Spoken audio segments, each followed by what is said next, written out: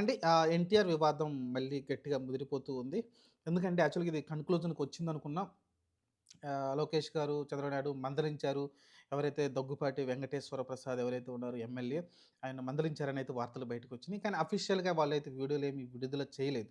అలానే ఎన్టీఆర్ ఫ్యాన్స్ కూడా అక్కడ ప్రెస్ మీట్‌లకి అవకాశం ఇవ్వకపోతే హైదరాబాద్ వచ్చి మరి వాళ్ళు ప్రెస్ మీట్ పెట్టి 2 రోజుల్లో ఎవరైతే ఆ ఎమ్మెల్యే దూషించాడో ఎన్టీఆర్‌ని దారుణమైన మాటలన్నాడో, అతను క్షమాపణలు చెప్పకపోతే మేము ఆయన ఇంటి ముట్టడిస్తామని చెప్పుకొచ్చారు. అదే విధంగా నేనైతే ఆయన ఇంటి ముట్టడైతే వెళ్ళడం చూసాం. చాలామంది బందోబస్తు పోలీసులు ఏర్పాటు చేసినప్పటికీ ఫ్యాన్స్ అయితే చాలా రకరకాలుగా ప్రయత్నించి వాళ్ళ ఇంటి దగ్గరికెళ్ళి ఏదైతే నినాదాలైతే చేయడం చూసాం. జై ఎన్టీఆర్ క్షమాపణలు చెప్పాలి వెంకటేష్ ప్రసాద్ అని. ఎలా అయితే ఎమ్మెల్యే క్షమాపణలు చెప్పాలన్న నినాదాలైతే గట్టిగా చేస్తూ వచ్చారు. పోలీసులైతే వాళ్ళని అరెస్ట్ చేయడం చూసాం. ఎందుకు దీన్ని ఇంత ముందుకు తీసుకెళ్తున్నారనేది టీడీపీ అనేది నాకు కూడా అర్థం కావట్లేదు. ఎందుకంటే ఎన్టీఆర్ ఫ్యాన్స్ అంటే సెపరేట్‌గా ఫ్యాన్స్ ఏమన్నా ఉంటారండి? ఖచ్చితంగా వాళ్ళు కూడా తెలుగుదేశం సంబంధించిన వాళ్ళే అయి ఉంటారు. వైసీపీకి సంబంధించిన వాళ్ళు కొంతమంది ఉండొచ్చు. కానీ మెజారిటీ పర్సన్స్ వచ్చేసి నాకు తెలిసి టీడీపీ వాళ్ళే ఉంటారు ఎన్టీఆర్ ఫ్యాన్స్ అంటే.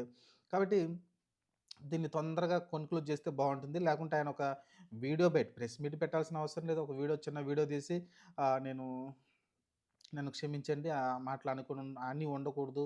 ఎన్టీఆర్ అనే మాట అనేస్తే అయిపోతుంది గదా!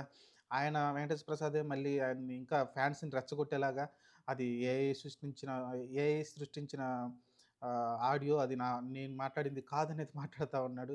ఇలా సిల్లీగా అయితే జరిగిపోతా ఉంది. ఇది కొత్త కోణం రకరకాల కోణాల్లో అయితే ముందుకెళ్తూ ఉంది.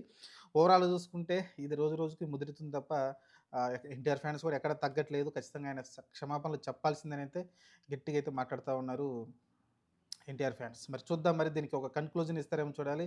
యాక్చువల్‌గా అనుకున్నాం చంద్రబాబు నాయుడు గారు దీన్ని త్వరగా క్లోజ్ చేస్తారనుకున్నాం. కానీ దాన్నైతే ఇంకా దూరం తీసుకెళ్తా ఉన్నారు.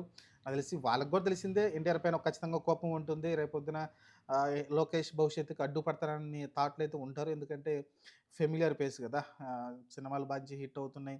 మంచిగా 'నందమూరి వంశంలో' గట్టిగా నిలదొక్కున్నాడు ఎవడన్నానంటే ఎన్టీఆరే సినిమా ఇండస్ట్రీలో కాబట్టి ఓవరాల్‌గా ఏ రకంగా చూసినా సరే ఎన్టీఆర్ థ్రెట్ అవుతారని వాళ్ళు ఆలోచించినట్టున్నారు.